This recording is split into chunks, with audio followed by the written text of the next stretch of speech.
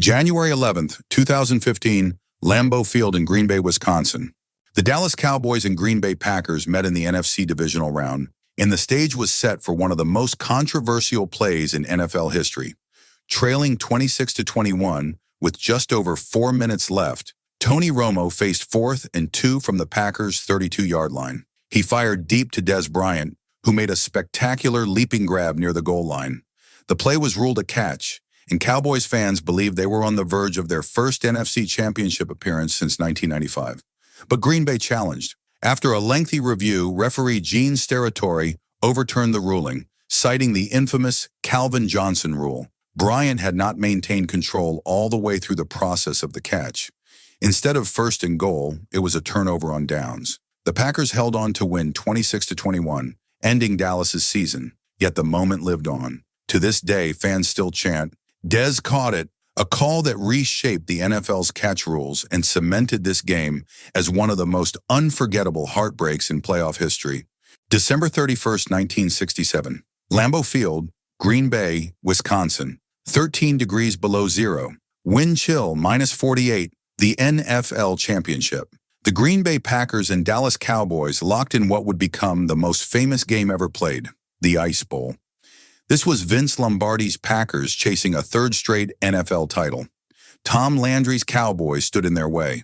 The field was frozen solid, whistles stuck to referees' lips, and players slipped on ice with every step. Dallas struck late. A touchdown put them ahead 17-14 in the 4th quarter. With 4:50 left, Bart Starr took the huddle. He leaned on Donnie Anderson's runs, a clutch catch and run by Chuck Mercine, and sheer grit to push Green Bay to the Dallas one. 16 seconds, no timeouts. 3rd and goal. Lombardi called it quarterback sneak. Starr followed Jerry Kramer's legendary block, lunged forward, and crossed the goal line. Touchdown, Green Bay. Final score, Packers 21, Cowboys 17. The win sent Green Bay to Super Bowl II, but more than that, it etched Lambeau Field forever as the frozen tundra and the Ice Bowl as the ultimate test of toughness and will. January 21st, 2018, Lincoln Financial Field in Philadelphia, Pennsylvania. This stadium has witnessed many magical moments, but none more euphoric than when the Philadelphia Eagles hosted the Minnesota Vikings in the NFC Championship. The city believed this was finally their time. Nick Foles, stepping in for injured Carson Wentz, delivered one of the greatest performances in playoff history. Against the top-ranked Vikings defense, he threw for 352 yards and 3 touchdowns, shredding a unit that had dominated all season. Minnesota struck first to take a 7-0 lead, but from there it was all Eagles. Philadelphia scored 38 unanswered points, with the crowd roaring, "Fly Eagles, fly," as the game turned into a 38-7 rout. For the first time since 2004, the Eagles were headed to the Super Bowl. The city erupted, tears, hugs, and pure joy. And 2 weeks later in Minneapolis, that magic carried Philadelphia to its first Super Bowl victory in franchise history. February 2nd, 2014, MetLife Stadium, East Rutherford, New Jersey. The Denver Broncos arrived at Super Bowl 48 with the most explosive offense the NFL had ever seen. Peyton Manning's 55 touchdown passes had rewritten the record books, but waiting for them was the Legion of Boom, the young, fearless Seattle Seahawks defense. From the very first snap, everything unraveled. The ball sailed over Manning's head and into the end zone. A safety, just 12 seconds in. Seattle 2, Denver 0. It was a sign of the chaos to come. The Seahawks smothered Denver at every turn. Cam Chancellor's punishing hits, Richard Sherman's tight coverage, and Earl Thomas's range left no escape. Malcolm Smith delivered the dagger, a 69-yard interception return for a touchdown. By halftime, it was 22-0. And if hope lingered, Percy Harvin crushed it, taking the second-half kickoff 87 yards to the house.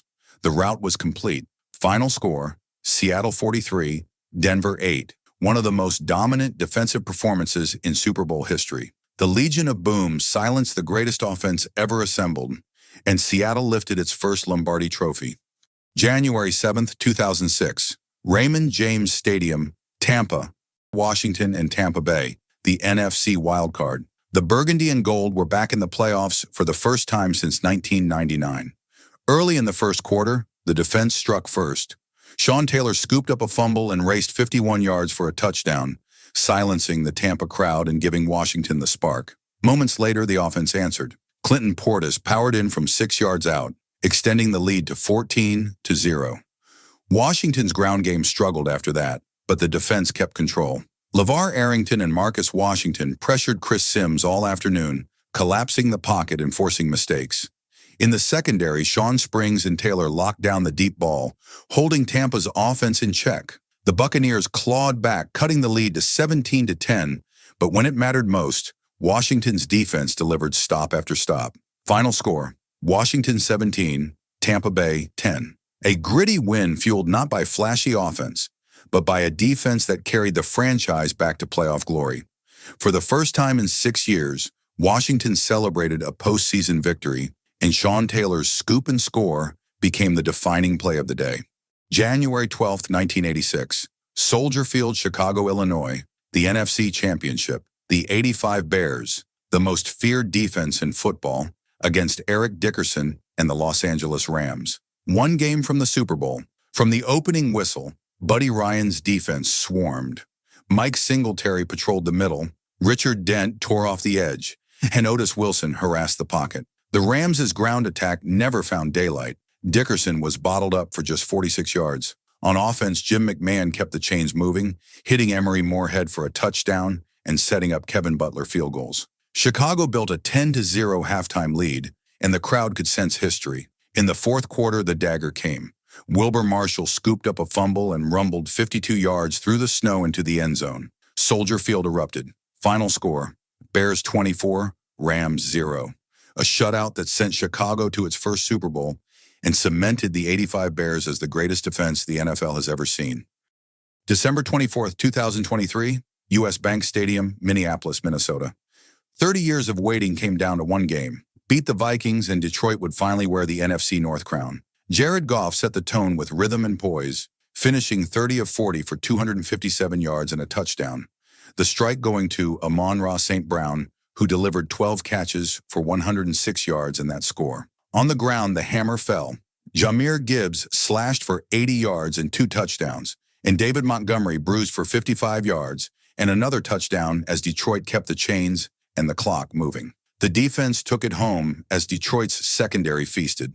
Kirby Joseph picked off 2 passes, and Brian Branch added another. Melifonwu notched 2 sacks and sealed it with the game-clinching interception on the final possession.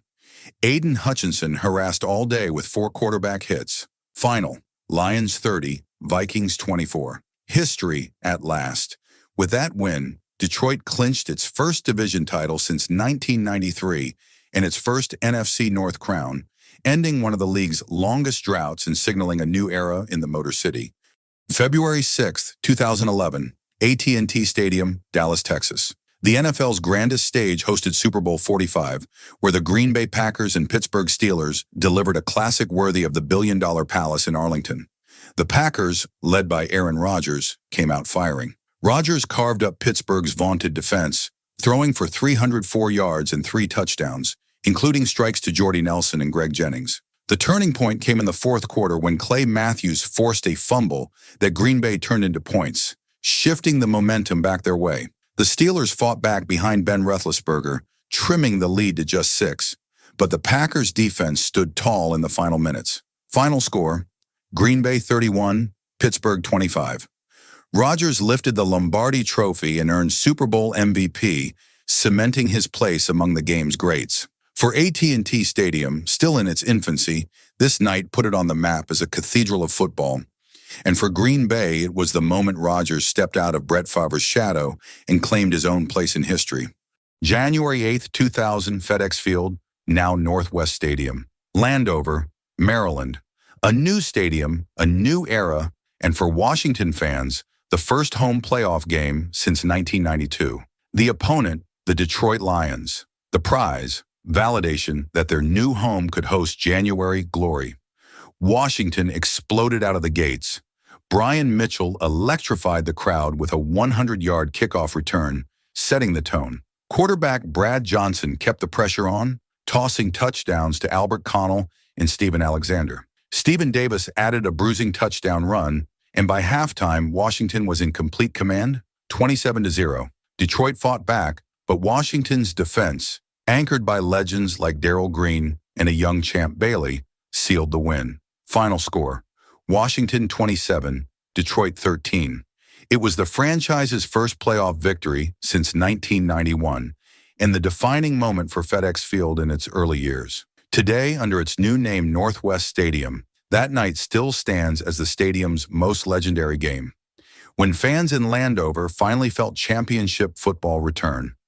December 3, 2015, Ford Field, Detroit, Michigan. A bitter end seemed certain for the Lions. Trailing the Packers 23-21 with the clock expired, Detroit had survived chaos, but nobody expected what was coming next. Ford Field was about to become the scene of one of the most unforgettable plays in recent NFL history. Under the dome, the Lions had built a 20-0 lead, stunning Green Bay. But as the fourth quarter wore on, the Packers stormed back. Malcolm Smith's interception return, big play after big play. With everything on the line, Detroit fans braced for heartbreak. Then came the final play. Aaron Rodgers heaved a 61-yard Hail Mary pass into the end zone as time expired. Amidst bodies in desperation, Richard Rodgers leapt high and came down with it. Walk-off touchdown. Packers win 27-23. Shock, jubilation, drama, absolute disbelief. That night wasn't just a win. It wasn't just a loss. It was a statement that Ford Field could house moments of sheer magic. For Lions fans, it's the pinnacle of heartbreak and heroics, forever etched in Motown lore. February 3, 2019, Mercedes-Benz Stadium, Atlanta, Georgia. The NFL's newest cathedral hosted its first Super Bowl, a clash between Tom Brady's Patriots and the high-flying Los Angeles Rams. Many expected fireworks. Instead, Atlanta witnessed a defensive battle for the ages. For 3 quarters, the scoreboard barely moved. Bill Belichick's defense smothered Sean McVay's explosive attack, holding the Rams without a touchdown. Every drive ended in frustration, the roar of the crowd mixing with disbelief at the struggle unfolding on football's biggest stage. Late in the fourth, Brady delivered when it mattered most. A strike to Rob Gronkowski down the seam set up Sony Michel's 2-yard touchdown run, the only touchdown of the night. Steven Gostkowski added a late field goal, sealing it. Final score: Patriots 13, Rams 3. It was Brady's 6th Super Bowl victory, Belichick's masterpiece, and the lowest scoring Super Bowl ever. For Mercedes-Benz Stadium, it was the perfect debut, hosting history and proving itself worthy of the game's brightest lights. January 24, 2016, Bank of America Stadium, Charlotte, North Carolina. Bank of America Stadium reached a fever pitch as the Carolina Panthers hosted the Arizona Cardinals in the NFC Championship game. The Panthers, led by MVP Cam Newton, were chasing the franchise's 2nd Super Bowl appearance.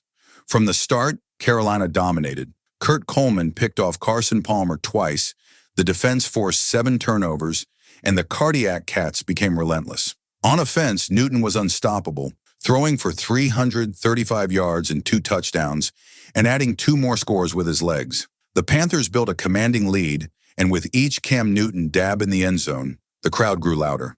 The final dagger came on a deep strike to Corey Brown, sealing a statement victory. Final score: Panthers 49, Cardinals 15. Carolina had delivered one of the most lopsided conference championship wins in NFL history.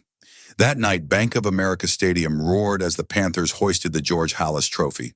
For the fans in Charlotte, it was the defining moment of their home field, the night the Panthers truly ruled the NFC. January 24, 2010, Caesars Superdome, New Orleans, Louisiana. The Superdome, long a symbol of resilience, hosted its greatest football night, the NFC Championship game between the New Orleans Saints and the Minnesota Vikings. For a city and franchise starved of football glory, destiny was finally within reach. The game was a heavyweight fight. Drew Brees led the Saints' high-powered offense, but it was turnovers and grit that kept New Orleans alive. The Vikings, behind Brett Favre, pushed the game to a 28-28 tie in the final seconds of regulation. Brett Favre tried to win it, but Tracy Porter's interception in the closing moments of the fourth kept the Saints alive and sent the game to overtime.